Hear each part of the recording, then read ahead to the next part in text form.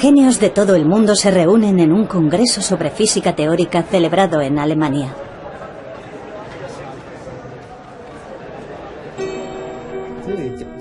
Los físicos teóricos intentan descifrar el universo solamente con fórmulas matemáticas. Ahora se enfrentan a la última gran pregunta que le queda a la raza humana. ¿Cómo comenzó el universo? Parece una pregunta desalentadora, pero en realidad los físicos ya saben dónde yace la respuesta.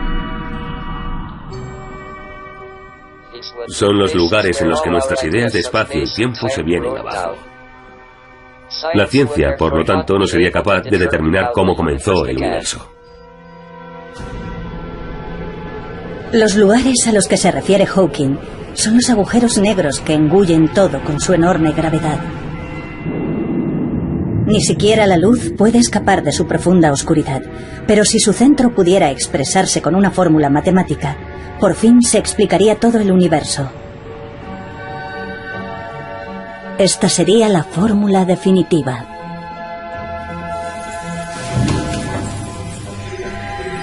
Sin embargo, en la búsqueda de esta fórmula, los físicos se han topado con inimaginables obstáculos.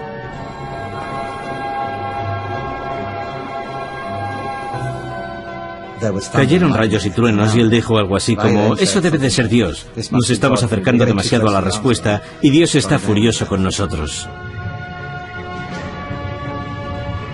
¿Puede la humanidad explicar la creación del universo?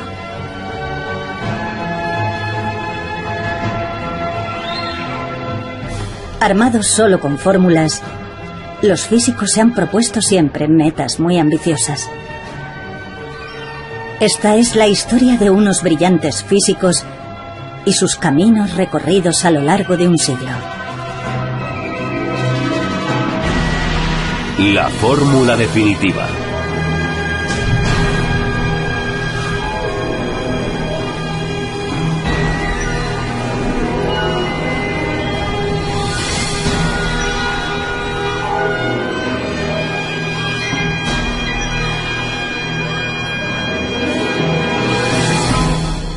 ¿Cómo nació el universo?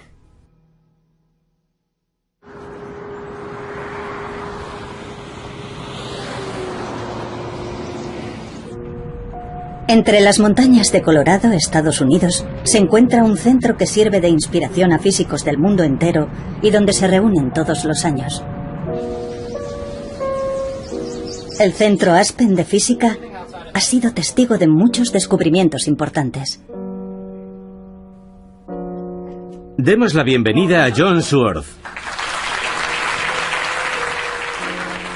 En 2012, para celebrar el 50º aniversario del centro, un distinguido físico fue invitado a pronunciar unas palabras.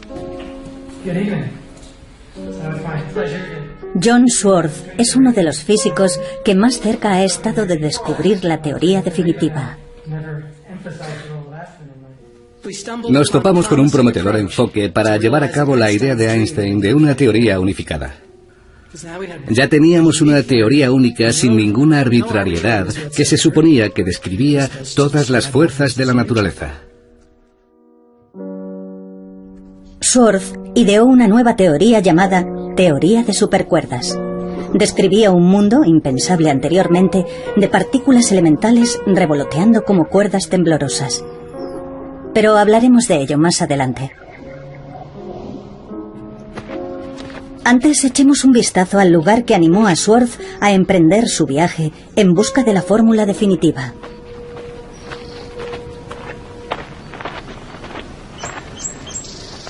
Este observatorio está en lo alto de una montaña a las afueras de Los Ángeles. Es un lugar de gran importancia histórica que un día fue visitado por cierto físico. Esta es una fotografía de Einstein aquí arriba. Aquí se llevó a cabo un descubrimiento que revolucionaría el mundo de la física teórica. El universo se expande. Este fue un importante descubrimiento. Desde el Big Bang, hace 13.700 millones de años, nuestro universo se expande a partir de un solo punto. Los físicos han sido capaces de usar fórmulas para explicar todo lo que ocurrió en el mundo desde el segundo 10 elevado a la potencia menos 43 después del Big Bang. En otras palabras, el momento en sí en el que nació el universo continúa siendo un misterio.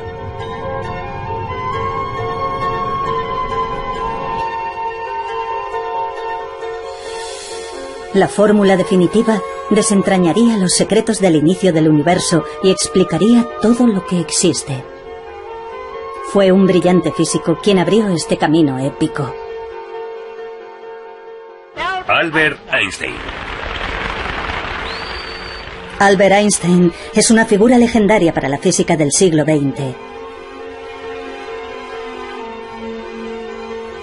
Se ganó un merecido lugar en la historia con su teoría de la relatividad general.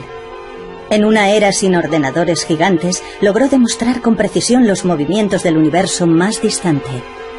Había muchas esperanzas de que resolviera por fin el misterio del origen del universo. Esta es la fórmula de la teoría de la relatividad general. Puede parecer complicada, pero su significado es sorprendentemente sencillo. La parte izquierda de la fórmula representa la curvatura del espacio. La derecha contiene símbolos que representan masa y energía. En otras palabras, la fórmula explica que donde hay masa o energía, hay una distorsión del espacio. Pero aún resulta un poco difícil imaginarlo. Hagamos un modelo sencillo de la teoría de la gravedad de Einstein usando objetos cotidianos. Nos explica el concepto Joseph Polchinski, uno de los físicos que tratan de encontrar la fórmula definitiva. Necesitamos una tela, que será el espacio. Ya tenemos un buen modelo para reproducir el efecto. Supongamos que esto es el espacio, no hay materia, y como podemos ver es totalmente plano. Pero ahora supongamos que hay una masa grande, una estrella, por ejemplo. Lo que pasará entonces es que el espacio se curvará. Si el planeta se mueve, por supuesto, no se moverá en línea recta, se moverá en círculo y orbitará alrededor de la estrella. Cuando pensamos en la gravedad, seguramente nos imaginamos una estrella que es atraída por otra que se mueve en círculo. Así. Según la teoría de Einstein, no obstante, la masa de la estrella hace que el espacio-tiempo se distorsione, y como consecuencia de ello, las otras estrellas siguen la curvatura creada por la masa. Esta curvatura del espacio-tiempo se vuelve más extrema y potente cuanto más pequeñas y pesadas son las estrellas. En base a esta teoría, Einstein hizo una atrevida predicción. Donde hay una fuerte gravedad, hasta la luz se curva. Si esta teoría fuera efectivamente correcta, significaría que una estrella oculta tras una estrella más grande sería visible, porque la gravedad curva la luz. Y su predicción demostró ser correcta. Esta es una foto de un eclipse total de Sol. Las estrellas que se ven alrededor del Sol aparecen ligeramente apartadas de donde están realmente.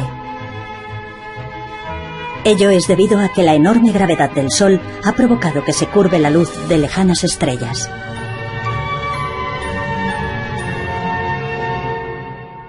De alguna manera, existe una profunda conexión entre el hecho de que las ecuaciones matemáticas sean elegantes, utilicen muchos y modernos cálculos matemáticos, y el hecho de que entren en contacto con gran cantidad de problemas físicos diferentes. Por lo tanto, creo que es necesario comprender mejor los cálculos matemáticos.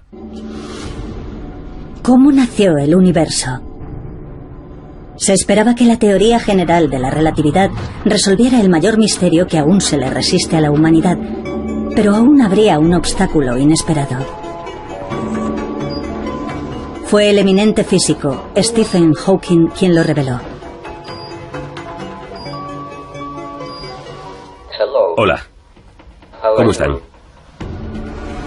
A pesar de sufrir una enfermedad incapacitante que paraliza los nervios del cuerpo, Hawking volcó su brillante mente en abordar el misterio del inicio del universo. Hawking se ganó el aplauso del mundo científico por realizar un importante descubrimiento relacionado con el Big Bang que marcó el comienzo del universo. El universo se originó desde un único punto y continúa expandiéndose. Si volvemos atrás en el tiempo, podemos reconocer otro fenómeno similar. Es el fenómeno de los agujeros negros. Hawking demostró que el centro de los agujeros negros y el Big Bang eran matemáticamente lo mismo. Cuando explota una estrella enorme, se crea un agujero negro que se traga todo lo que lo rodea. Si el centro del agujero negro podía calcularse, el momento en que nació el universo también se podría explicar y analizar. Pero había un problema. Volvamos a la teoría de la relatividad general. Cuanto más pequeña y pesada es una estrella, mayor es la curvatura espacio-tiempo. Los agujeros negros, con su gravedad extrema, se hunden infinitamente hacia un solo punto. El problema era la profundidad infinita. Esta es la fórmula de los agujeros negros. Si extraemos su significado general, el resultado es algo parecido a esto. R es la distancia desde el centro de un agujero negro. Cuanto más nos acercamos al centro, mayor es la distorsión representada aquí por la letra D. No obstante, en el centro de un agujero negro, la distancia de R es 0, y por lo tanto el denominador se convierte en 0. De modo que el resultado sería infinito. Infinito significa que esta ecuación es imposible de calcular.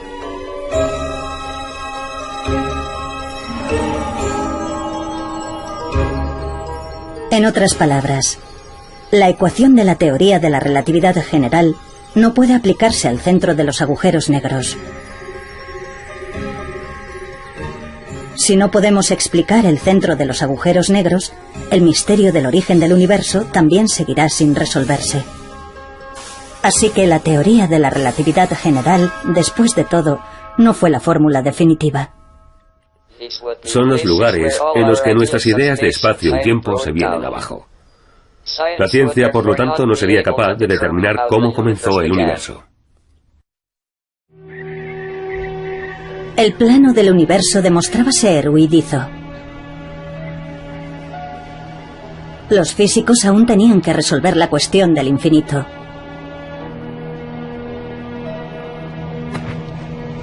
Entonces se les ocurrió una idea atrevida.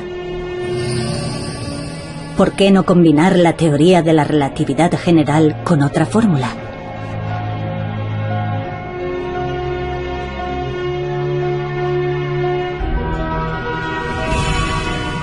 Dicha fórmula sería la de las partículas elementales. La fórmula de las partículas elementales describe con asombrosa precisión la micromateria que conforma el mundo.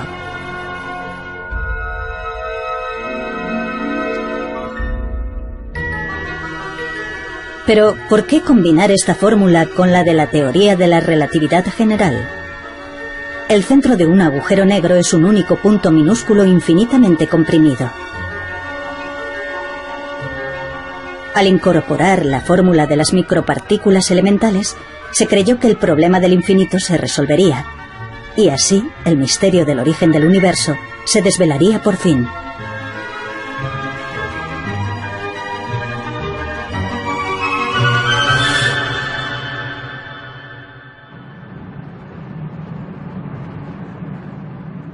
Fue un físico ruso el primero en intentar descubrir la fórmula definitiva combinando la teoría de la relatividad general con la fórmula de las partículas elementales.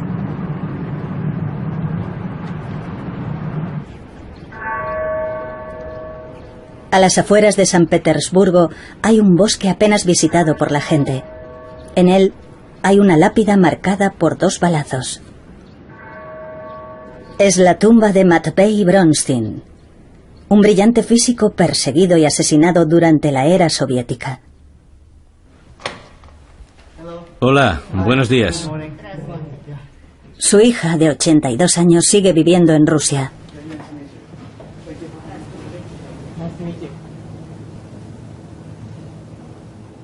Bronstein murió a los 31 años. Su familia no fue informada de su fallecimiento hasta pasado más de medio siglo.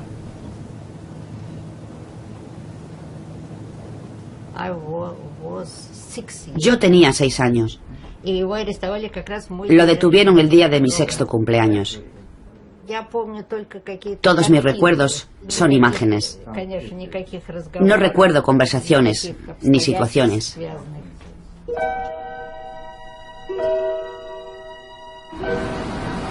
Qué suerte corrió Bronstein en su empeño por dar con la fórmula definitiva. Nació en el seno de una familia humilde y fue físico autodidacta. A los 19 años dominaba la teoría de la relatividad general y la fórmula de las partículas elementales, en una época en la que a la mayoría de los físicos les costaba entender dichos conceptos. Bronstein quería desmitificar los agujeros negros, pero antes de poder calcular su centro, tenía que demostrar algo.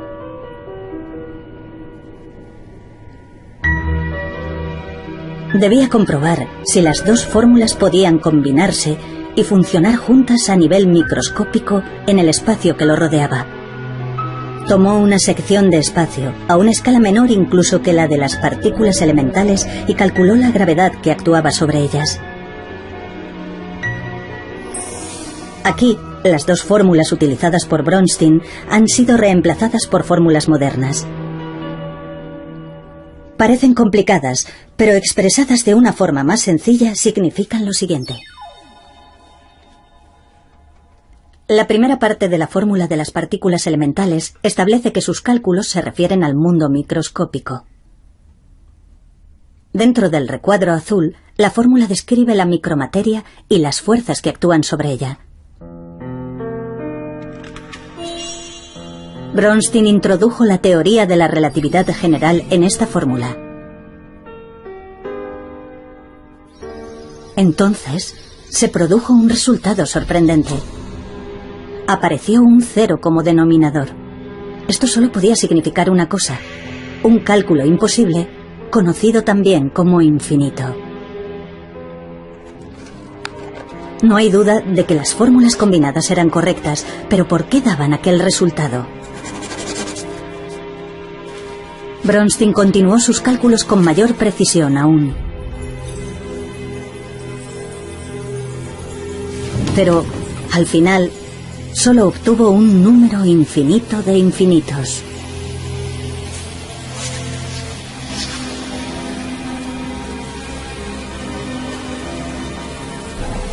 Estos resultados sugerían que si miramos lo que hay a nuestro alrededor a nivel microscópico, todo es inestable, con multitud de fenómenos parecidos a agujeros negros que dan lugar a infinito.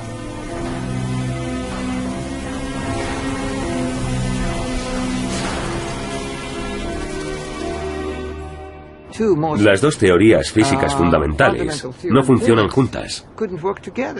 No hay ninguna solución a la vista. Es un acertijo.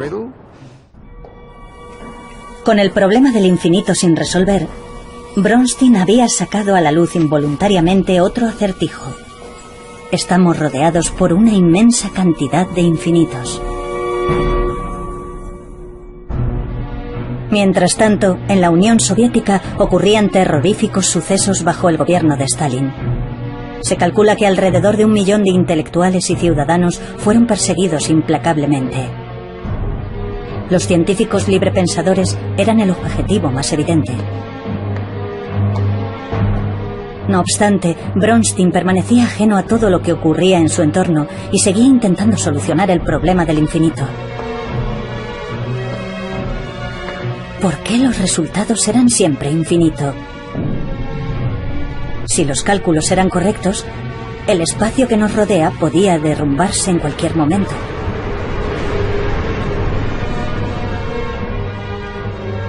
En agosto de 1937, todo acabó bruscamente. La policía secreta detuvo a Bronstein.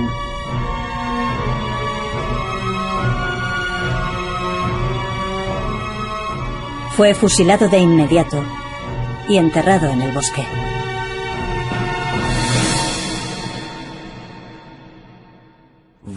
¿Por qué Stalin ejerció aquella represión? Porque le preocupaba su poder personal. Pero semejante régimen nunca puede justificarse. Creo que si Bronstein hubiera vivido, su contribución a la resolución del problema habría sido muy importante. Tras la muerte de Bronstein, los esfuerzos por resolver el problema del infinito continuaron durante casi un siglo. Los físicos de más talento y prestigio trataron de desentrañar el misterio del origen del universo, combinando las dos grandes teorías.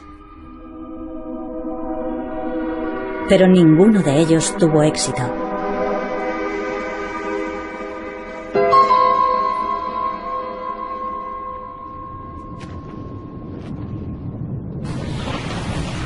Un enorme pozo se abría ante aquellas mentes brillantes.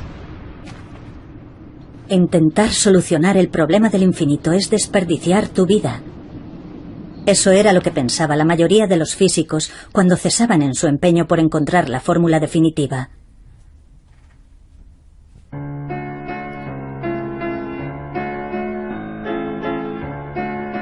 Pero en 1974 ocurrió un hecho decisivo.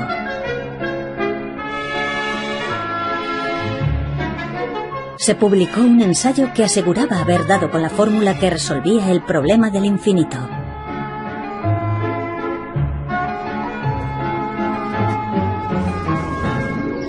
Sus autores eran dos investigadores desconocidos que habían coincidido en Princeton.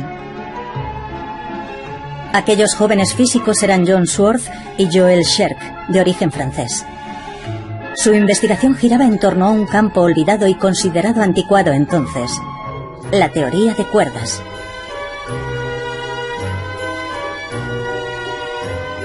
Tomemos como ejemplo las partículas elementales, las unidades de materia más pequeñas. Según la teoría de cuerdas, las partículas no son puntos, sino cuerdas temblorosas con diversas formas. Esta idea aparentemente extraña se basa en una antigua fórmula física que se había dejado de lado. La teoría había sido abandonada por todos, salvo por algunos testarudos como yo. Murray Gell-Mann me proporcionó un empleo durante los años en los que mi trabajo no era suficientemente valorado. Les decía a los demás que creía en la protección de especies en peligro de extinción. Sin desalentarse, desarrollaron la teoría de cuerdas y propusieron una nueva teoría de supercuerdas. La fórmula que idearon logró resolver el problema del infinito, ahí donde la gran teoría de la relatividad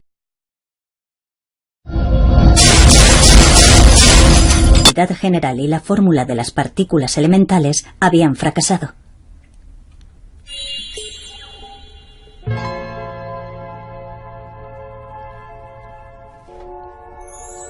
Pero ¿cómo resolvieron el acertijo los dos jóvenes físicos?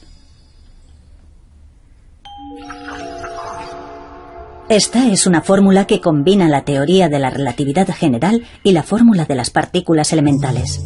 La parte que está dentro del recuadro expresa el hecho de que todas las partículas son puntos. Esto muestra la fuerza entre partículas que revolotean a nivel microscópico. Al expresarse con una fórmula sencilla, el denominador es r², siendo r la distancia entre partículas. Si las partículas son puntos, en el momento en el que colisionan unos con otros, la distancia r se convierte en 0. Ahora tenemos 0 como denominador. En otras palabras, el resultado es infinito cuando las partículas colisionan entre sí.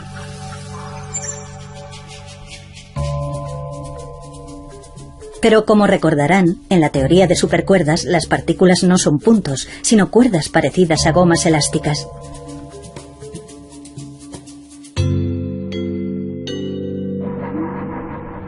Si las partículas tienen forma de gomas elásticas, ocupan cierta cantidad de espacio, de modo que, aunque colisionen entre sí, nunca acabarán siendo más pequeñas que el grosor de la goma. Ni siquiera en el momento de la colisión, la distancia r se convierte en cero y, por lo tanto, no acabamos teniendo infinito como resultado de infinito.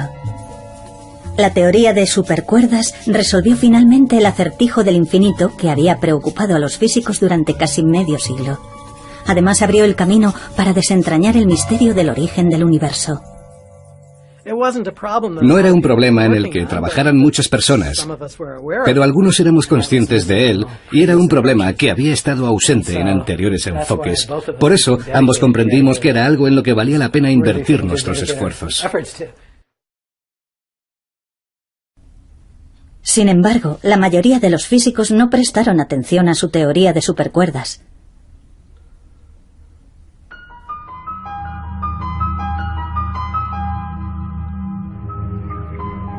Desconfiaban de la teoría de supercuerdas. Para empezar, era demasiado diferente de la teoría de la relatividad general y de la fórmula de las partículas elementales.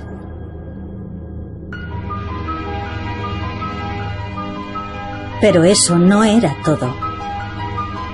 Para que la teoría de supercuerdas fuera cierta, necesitaba no solo las 4 dimensiones del mundo que vemos a nuestro alrededor, altura, anchura, profundidad y tiempo, sino que requería nada menos que 10 dimensiones. Eso es, 10. Muchos físicos se mostraban escépticos al oír hablar de otras dimensiones.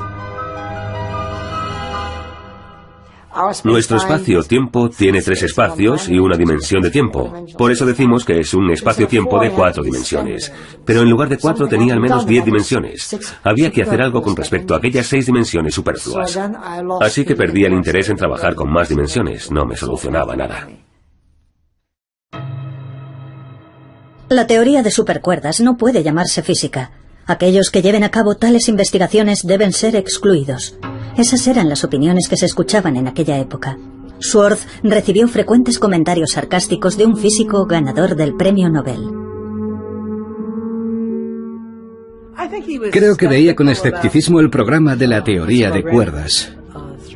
Pensaba que se alejaba demasiado de los experimentos y eso le molestaba.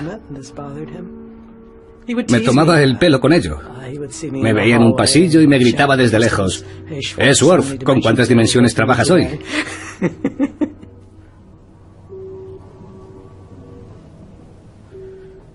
Esta fotografía no es buena. Es Joel. Schwartz y Sherk siguieron atravesando momentos difíciles.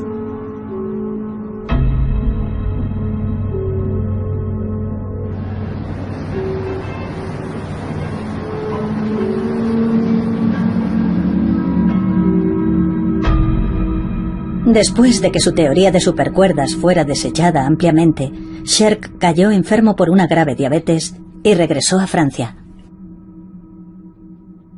¿Por qué 10 dimensiones? ¿Y dónde estaban aquellas otras dimensiones invisibles?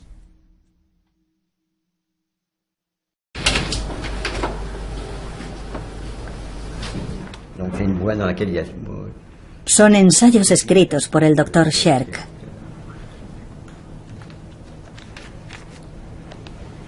Se dice que Sherk se volcó obsesivamente en la investigación de otras dimensiones.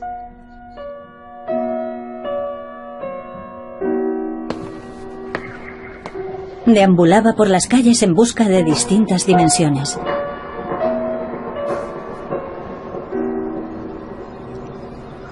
Se convirtió en un apasionado budista y se entregó a la meditación.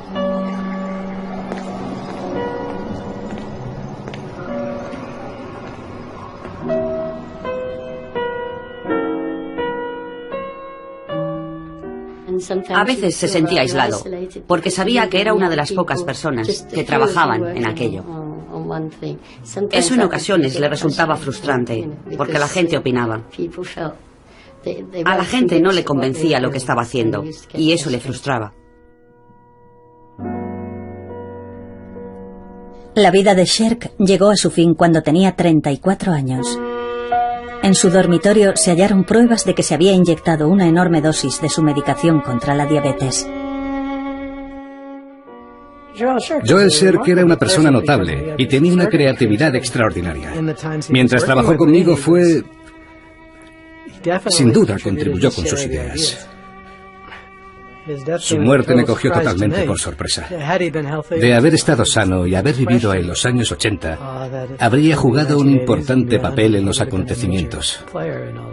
Eso está claro. Sherk falleció antes de poder hacer realidad su sueño de descubrir la fórmula definitiva.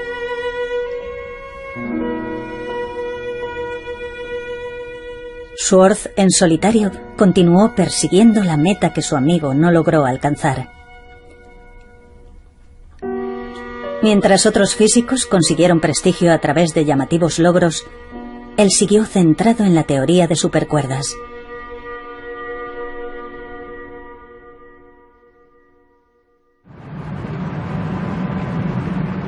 Entonces surgió otra oportunidad. Un nuevo miembro se unió a la investigación desde Inglaterra, al otro lado del océano. Se trataba del brillante físico Michael Green. Green es profesor lucasiano de la Universidad de Cambridge, un prestigioso título que antes ostentaron genios como Newton y Hawking.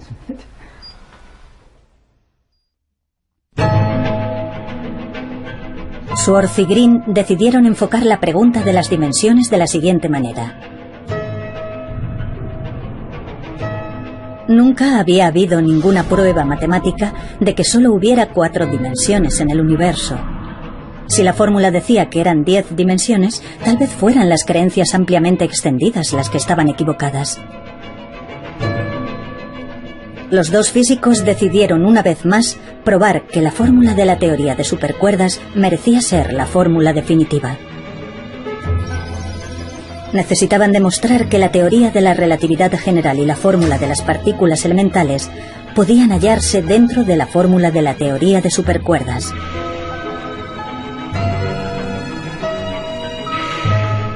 Por medio de complicados cálculos, emergieron 2 fórmulas vitales.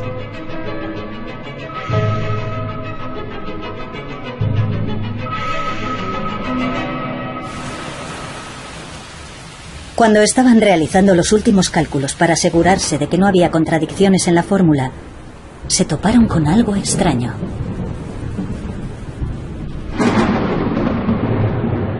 El número 496 no dejaba de aparecer una y otra vez.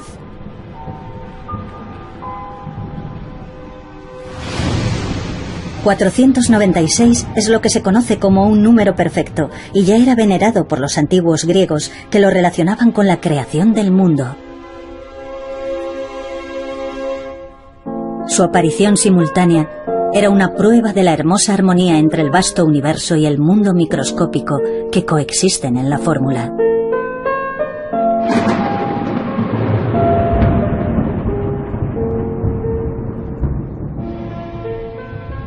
Era 496. Fue un gran momento. Recuerdo que, mientras hablábamos de ese número, 496, cayeron rayos y truenos. Y él dijo algo así como, eso debe de ser Dios. Nos estamos acercando demasiado a la respuesta y Dios está furioso con nosotros.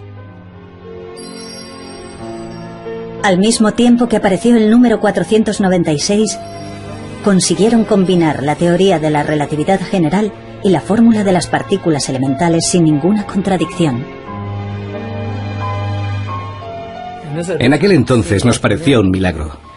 Fue una situación curiosa porque nos topamos con una teoría que en cierto modo era más inteligente que nosotros, pues contenía profundas verdades que realmente no entendíamos. La noticia del descubrimiento logrado a través de sus cálculos se difundió enseguida por todo el mundo. Estaba muy emocionado y dijo, ¿os habéis enterado de la revolución? Era una época muy excitante y la gente se mostraba muy optimista porque pronto podríamos explicar el universo. Enseguida quedó totalmente claro que la teoría podía ser mucho más realista. Yo no lo creí, sigo sin creerlo. Hoy en día no quería admitir que todo lo que estaba pasando fuera una coincidencia. Me pareció una especie de señal del cielo. ¿Podía ser la teoría del todo la fórmula definitiva que resolvería por fin el misterio de cómo nació el universo?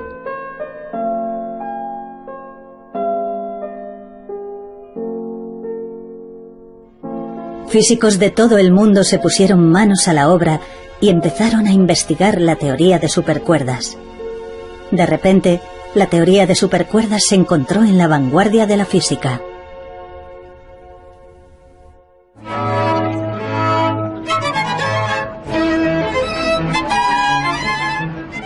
Los físicos por fin habían aceptado la idea de las dimensiones múltiples. Pero ¿dónde existían aquellas dimensiones en el mundo?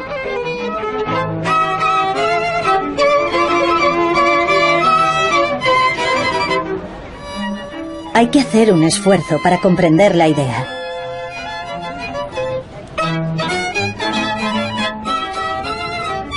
Joseph Polchinski, que antes nos explicó la teoría de la relatividad general, nos explica ahora el concepto de las dimensiones múltiples.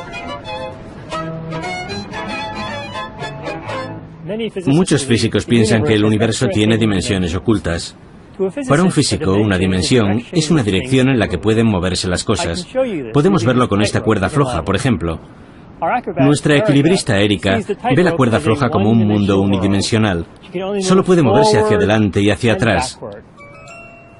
Para esta mariquita, que es mucho más pequeña, la cuerda es bidimensional. La mariquita puede moverse a lo largo de la cuerda o alrededor de ella.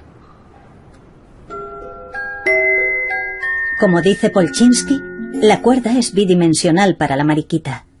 En otras palabras, al centrar nuestra atención en escalas más pequeñas, comenzamos a ver dimensiones anteriormente ocultas.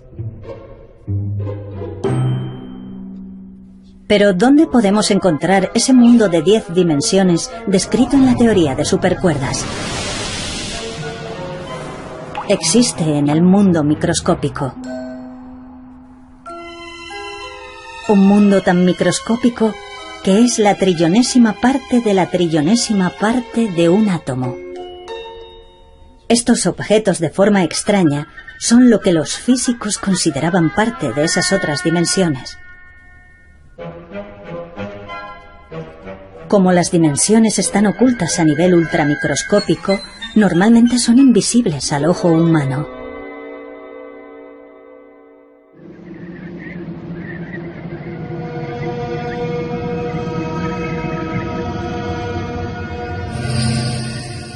La nueva teoría de supercuerdas incorporaba las dos grandes fórmulas, la teoría de la relatividad general y la fórmula de las partículas elementales. ¿Era esta la fórmula definitiva que descifraría por fin todo lo que hay en el universo?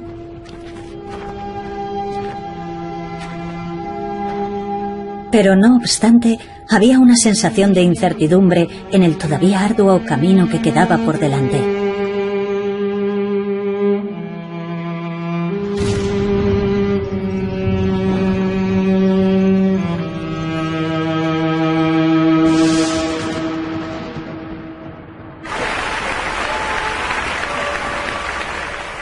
Entonces fue cuando el genio Stephen Hawking volvió a entrar en escena. Él fue quien planteó a los físicos el problema del infinito en relación con los agujeros negros. ¿Tenía la teoría de supercuerdas lo que hacía falta para ser la fórmula definitiva? Hawking respondió a esta pregunta mencionando otro problema que acechaba en la profundidad de los agujeros negros. Y así es como comienza el siguiente capítulo de nuestra historia. El nuevo problema estaba relacionado con el misterioso calor generado en el centro de los agujeros negros. Como recordarán, en el centro de los agujeros negros hay puntos comprimidos hasta una densidad infinita. Debería ser imposible que hubiera movimiento ahí. Si las partículas elementales no se pueden mover, ¿cómo puede generarse calor? Esto se conoció como la paradoja de la pérdida de información de Hawking y se convertiría en un nuevo obstáculo para los físicos.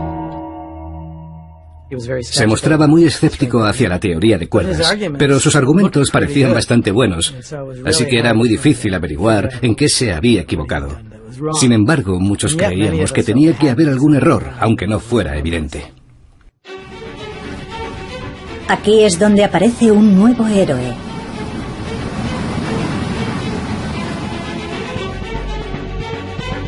Es el joven físico Joseph Polchinski, al que ya hemos visto explicándonos diversos conceptos.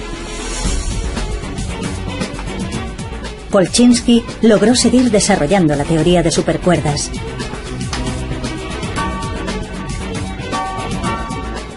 La teoría de supercuerdas describe un mundo microscópico en el que las partículas vuelan como pequeñas cuerdas temblorosas. Un día, al pasar por una lavandería durante un descanso en un congreso, a Polchinski se le ocurrió una idea. Pensó, la ropa está hecha de muchos hilos finos tejidos juntos. De forma parecida, las partículas a nivel microscópico quizá no sean cuerdas individuales, sino manojos de cuerdas. Lo realmente interesante es lo que pasa cuando tienes muchas de estas juntas. Solo unas cuantas y luego más y más.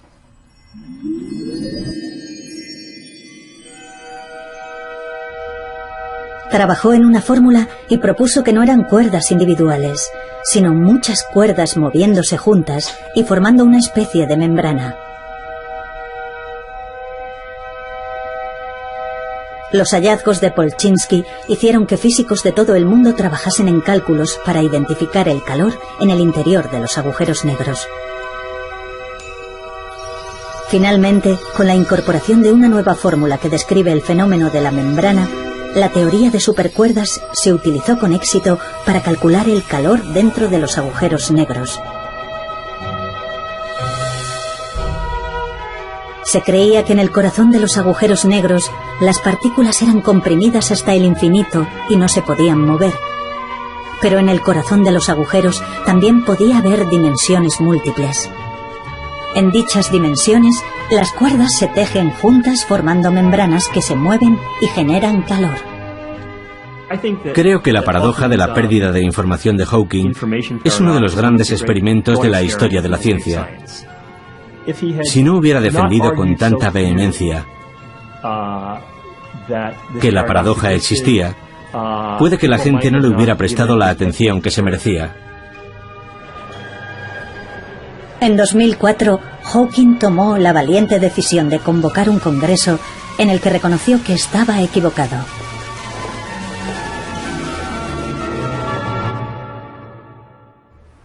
Quiero informarles de que creo haber resuelto un importante problema de física teórica que sigue pendiente desde que descubrí, hace 30 años, que los agujeros negros desprenden calor. Mi ensayo sobre la pérdida de información de los agujeros negros provocó 25 años de discusiones en las que hemos aprendido mucho. Estoy encantado de que hayamos descubierto ahora que la información no se pierde. La historia lo demostrará. Hemos avanzado mucho y es posible que falte poco para descubrir la teoría definitiva. Me gustaría encontrar una respuesta mejor para las preguntas de ¿por qué estamos aquí? ¿Por qué vale la pena vivir en este universo? ¿Y cuál es el significado de ello? Tal vez estemos contemplando cuestiones filosóficas que ni siquiera sabemos por qué nos planteamos. No tengo una buena respuesta, pero aún así seguimos haciendo lo que hacemos.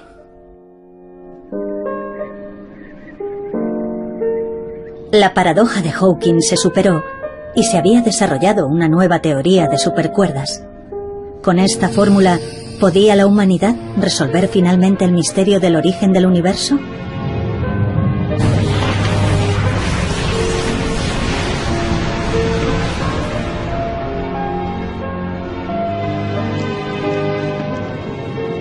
En el largo camino en busca de la fórmula definitiva,